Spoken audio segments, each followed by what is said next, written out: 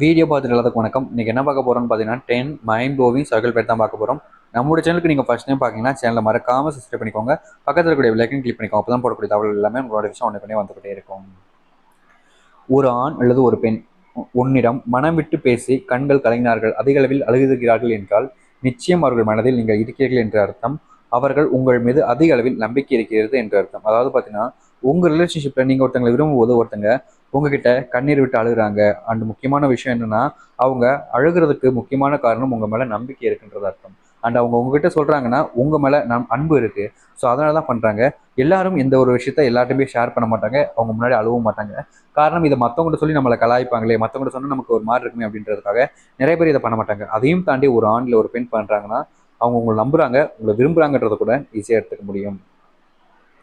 உங்களை ஒரு நபர் விரும்புகிறார்கள் என்றால் உங்களுடைய சந்தோஷத்துக்காக புதுமயமாக உங்களிடம் எதுவுமே சொல்லாமல் கூட்டி சென்று உங்களை சந்தோஷப்படுத்துவார்கள். அதாவது பார்த்தீங்கன்னா உங்களை ஒருத்தங்க விரும்புகிறாங்க அப்படின்ற போது உங்கள் லைஃப்பில் உங்களுக்கு சப்ஸ்கிரைப் அப்படின்றத ஒரு விஷயத்த கொடுப்பாங்க. அதாவது பார்த்தீங்கன்னா நிறைய எக்ஸ்ட்ரீம் லெவலுக்கு போய் உங்களுடைய சந்தோஷத்துக்காக அவங்க நிறைய விஷயங்கள் பண்ணுவாங்க.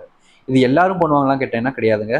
மோஸ்ட்லி ஆஃப் த பீப்புளில் ஒரு 100 பேரில் ஒரு 2-3 பேர் தான் இந்த மாதிரி பண்ணுவாங்க. ஐ மீன் நமக்கு பிடிச்சவங்கள நம்ம சந்தோஷப்படுத்தி பார்க்கறது நான் சொல்கிறேங்க. அது கம்மியான பீப்புள் தான் பண்ணுவாங்க. ஸோ உங்கள் லைஃப்பில் அப்படி யாராச்சும் பண்ணாங்கன்னா நிச்சயம் அவங்க உங்களை நிறைய விரும்புகிறாங்கன்றது அர்த்தமான ஒரு விஷயம்.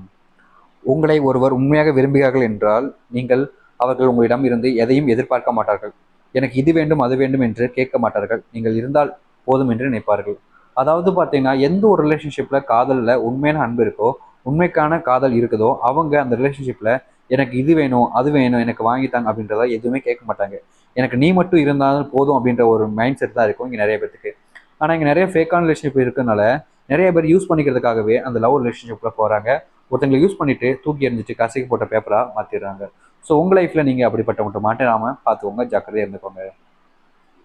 உங்களை ஒரு நபர் விரும்புகிறார்கள் என்றால் நீங்கள் அவர்கள் பேசக்கூடிய வார்த்தைகளை வைத்து நீங்கள் புரிந்து கொள்ள முடியும். ஏனென்றால் அவர்கள் வார்த்தைகள் பேசும் விதம் அப்படித்தான் இருக்கும்.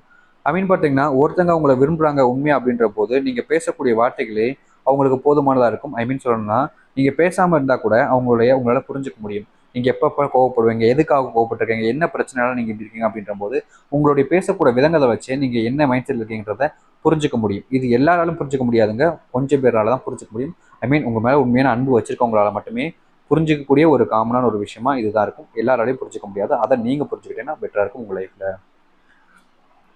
நீங்கள் ஒருவரை விரும்புகிறீர்கள் என்றால் அதை சொல்வதற்கு முயற்சி செய்யுங்கள். இங்கு பல நபர்கள் சொல்வதே கிடையாது. நீங்கள் சொன்னால்தான் அது என்னவென்று தெரியும்.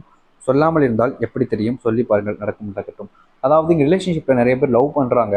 பட் எங்கே சொன்னாலும் தப்பாக நினச்சிருவாங்களோ, கோச்சிப்பாங்களோ, கூட பேச மாட்டாமல் போயிடுவாங்களோ, நம்ம பிளாக் பண்ணிடுவாங்களோ, இதுக்கப்புறம் நம்மளை சந்திக்க மாட்டாங்க, மீட் பண்ண மாட்டாங்க அப்படின்னு பல மனக்குழப்பங்கள்னாலே நிறைய பேர் லவ் ப்ரொபோசல் பண்ணுறதே கிடையாது. உங்கள் லைஃப்பில் நீங்கள் ஒருத்தங்களுக்கு பிடிச்சிருச்சுன்னா போய் சொல்லி பாருங்கள், தப்பு இல்லை. சொல்கிறது தப்பு இல்லை. ஆனால் போயிட்டு மறுபடியும் போயிட்டு கெஞ்சிறது, என்ன லவ் பண்ணுறது தான் தப்பு. அது டார்ச்சர். ஸோ அந்த ஒரு விஷயத்த பண்ணாதீங்க.